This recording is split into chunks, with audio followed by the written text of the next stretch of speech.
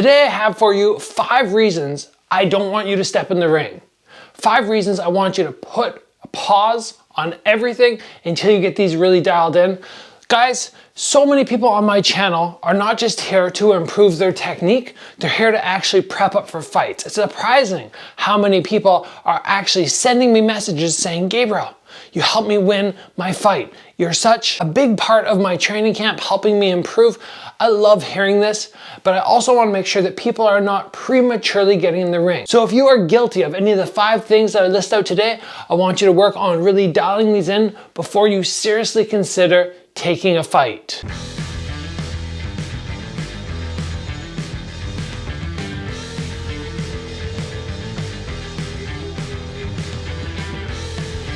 Safety should always be the main thing when you're about to step in the ring or when you start considering stepping in the ring. I have had over 45 fights and I have managed to keep my body and more importantly my brain quite safe. Yes, I take impact, but major concussions, 0. Major injuries in the ring, 0. I get little bumps and bruises. Yes, I have been knocked down once or twice, but I've had no residual damage after and not even headaches after the fact. That's pretty amazing. So while I might not be your go-to coach, I'd like to think, and especially some people have told me that I'm kind of like a side coach to them. So it's my job to make sure you guys stay safe.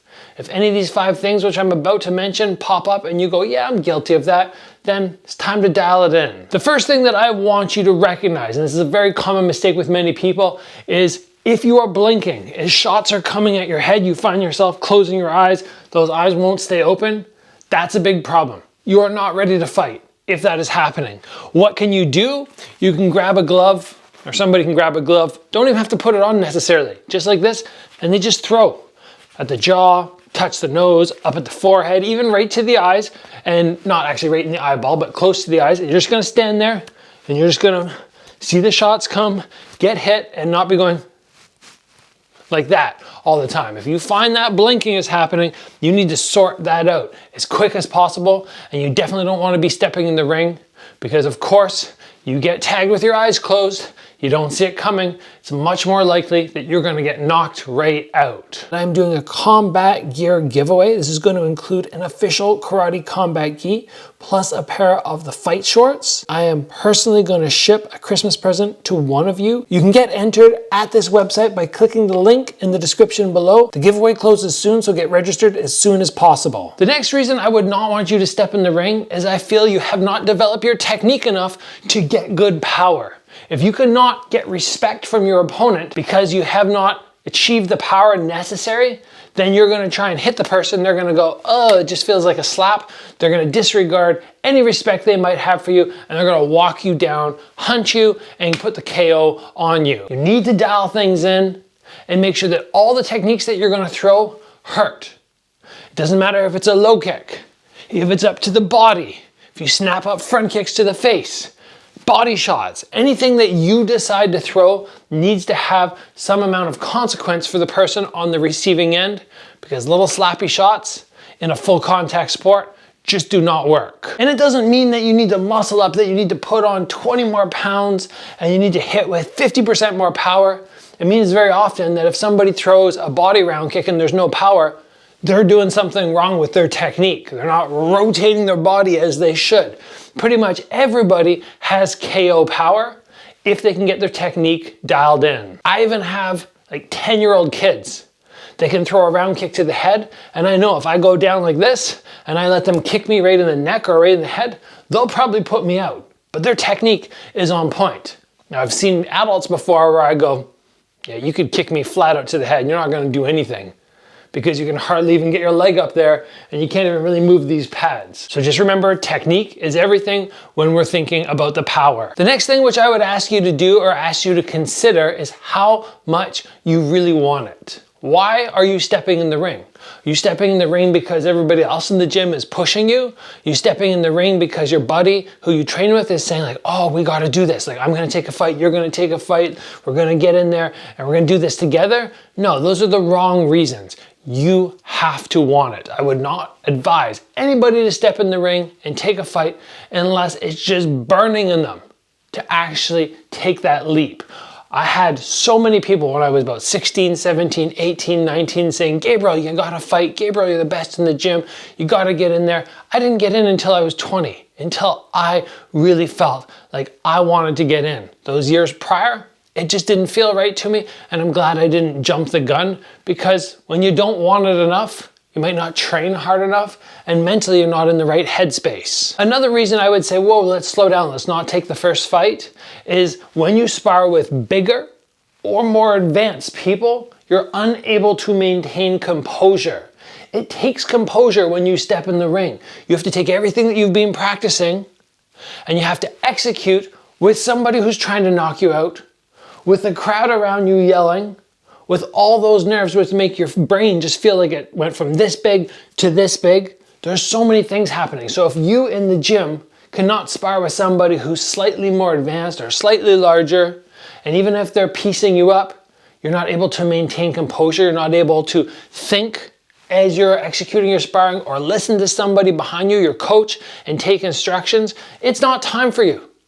You're not ready to step in the ring yet. Make sure that you have your composure dialed in, because when you do have a bit of composure in the gym, most likely that's gonna slip and fall down dramatically lower when you finally step in the ring for a fight. The last thing that would worry me, that I would go, nah, I don't think I want this student to fight, or one of you guys to fight, is if you're walking around, you're like, yeah, I'm not nervous about this, I got this, it's no big deal, there's no fear, there's no nothing. Like, I've seen people who actually act like that, and I actually believe them. The problem with not being nervous is, in my mind, you're not giving enough respect to what you're about to do. And when you don't have that respect for it, you're not gonna have the fear, and that fear will drive you to train harder.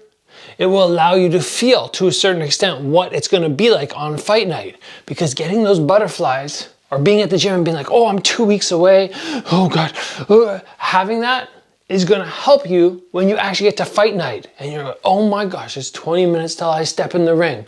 Oh boy. All of that experience is going to help you on fight night. When you do not have any nerves, when you do not think that this is gonna be a scary experience, you are, in my opinion, not truly understanding what you're getting yourself into. And I've seen a few people do this before, and I've seen them not win their fights. And if I'm gonna put somebody in to compete, I want them to win, or at least have a very good chance of winning. I don't want to send somebody in like a lamb to the slaughter. If the chance of winning is small, the chance of injury is very large. So as you were watching this today, and we talked about these 5 different things, if you went, I'm not doing that, I'm not doing that, oh no, I definitely got that fear, oh, I'm feeling that composure when I'm sparring, you go through the list and you're going, I got everything down there. Gabriel said, in those 5 regards, I'm ready to fight. And I'm not saying that's a green light that, boom, you should run off and get a fight in 2 weeks lined up.